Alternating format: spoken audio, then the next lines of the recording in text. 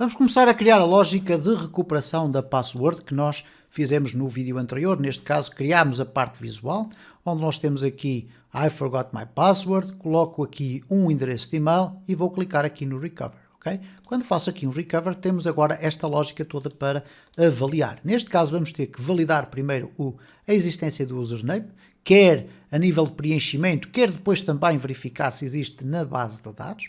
Depois disso, vamos ter que fazer aqui o seguinte, e repare, a forma mais fácil é colocarmos aqui a memória descritiva de que vamos ter que verificar.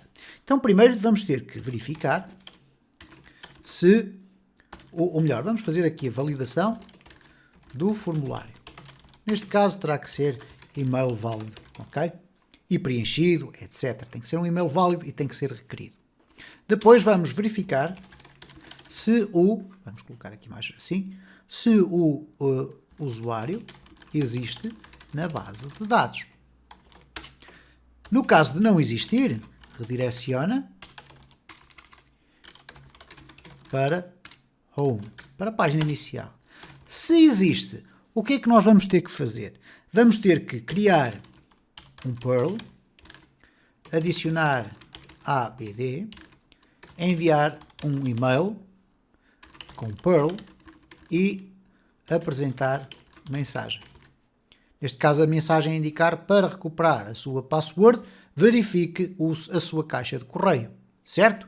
Depois, a posteriori, nós vamos ter que fazer um sistema muito semelhante àquele que aconteceu com a confirmação da conta do utilizador. Isto é, ele vai clicar no link que recebeu no seu e-mail, vai ser redirecionado para o interior da nossa aplicação e no momento em que ele for redirecionado para o interior da nossa aplicação, vai parar uma página onde o sistema vai verificar se o Perl é válido, se não é, e vai verificar ainda se estamos em condições de poder redefinir a password apresentando três campos, ou melhor, dois campos neste caso, password e repetir a nova password. Neste caso, nova password e repetir a nova password. Depois entramos aí novamente no processo de validação e confirmação de tudo isto. Repara que são processos que levam algum tempo, necessitam de um cuidado especial em termos de segurança e no final, quando ficam bem feitos, ficam de facto bastante seguros e, portanto, muito pouco permeáveis a qualquer tipo de aldrabice, como lhe possamos chamar.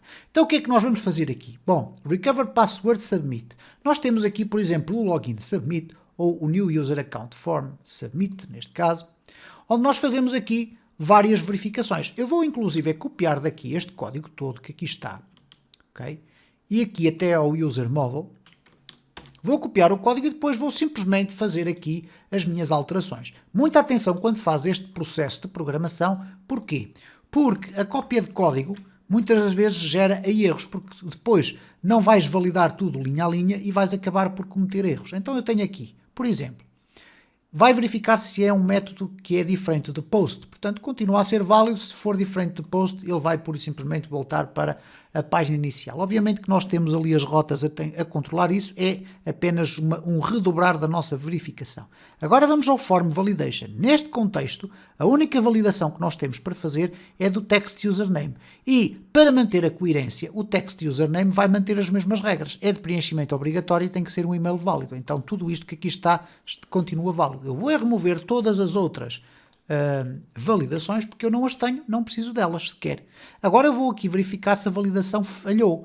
Então eu tenho aqui já tudo preparado, Form Validation, neste caso o Validation Errors, temos aqui, ele vai fazer um back with input, okay, para colocar o endereço de e-mail à mesma, lá no espaço onde nós temos o endereço de e-mail, e com esta variável que vai ser colocada na sessão em formato de flash data e que vai conter os erros, neste caso será apenas à partida, para poder devolver ao nosso formulário. Ora, da mesma forma que acontece aqui na parte do User Form, quando o formulário é apresentado, nós temos aqui um data e ele vai verificar se existem erros de validação na sessão. Então aqui, neste caso, o que é que nós vamos fazer? Eu copiei aquela parte e aqui, antes de apresentar aqui o formulário, eu já vou também verificar se há erros de validação do formulário. E aqui vou colocar simplesmente data. Ok? Ora, como eu tenho aqui no meu formulário o noValidate igual a true, o que basicamente eu estou a dizer é que não há validações daquele campo por parte do HTML5. Permite-me então testar a validação do lado do servidor, que é isto que aqui está. Então, se a validação falhar, nós vamos ter um erro. Então, e o erro vai ser devolvido novamente ao mesmo formulário. Eu agora vou comentar aqui, vou simplesmente colocar aqui um echo. Ok.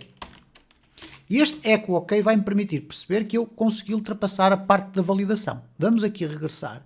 Vamos voltar aqui novamente atrás. Vamos fazer aqui um cancel. Vamos aqui ao início e agora. I forgot my password. Vamos colocar aqui AAA. Ou simplesmente não vamos preencher rigorosamente nada. Se eu clicar aqui em Recovered, repara que já temos toda esta lógica que eu fui aproveitar de outro formulário para preencher já os dados aqui de erro. Como podes observar, aqui não se trata de reaproveitamento do código no momento do runtime, mas sim reaproveitamento do código que tu escrevestes para outras funcionalidades. Repara, o campo username é de preenchimento obrigatório.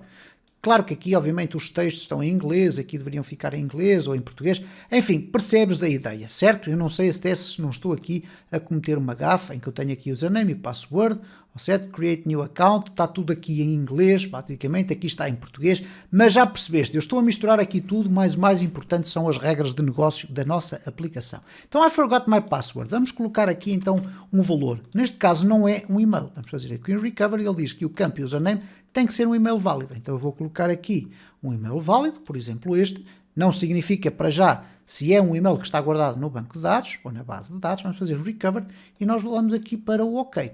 Então estamos em condições agora de ir fazer outra validação, que neste caso é o check if the username exists in the database. Ora, nesta situação aqui nós vamos ter então aqui o user model a ir buscar informações. Mas agora vamos ter que ter atenção a um seguinte. Então nós vamos fazer aqui na validação do formulário, nós já temos esta validação feita. Agora verifica se o usuário existe na base de dados. Repara que estamos num contexto muito específico da nossa aplicação, que é alguém que já tem uma conta de utilizador ativa, está a tentar recuperar a sua palavra passe. Não é a mesma circunstância de alguém que não tem uma conta ativa ou que não tem uma conta com password ou whatever.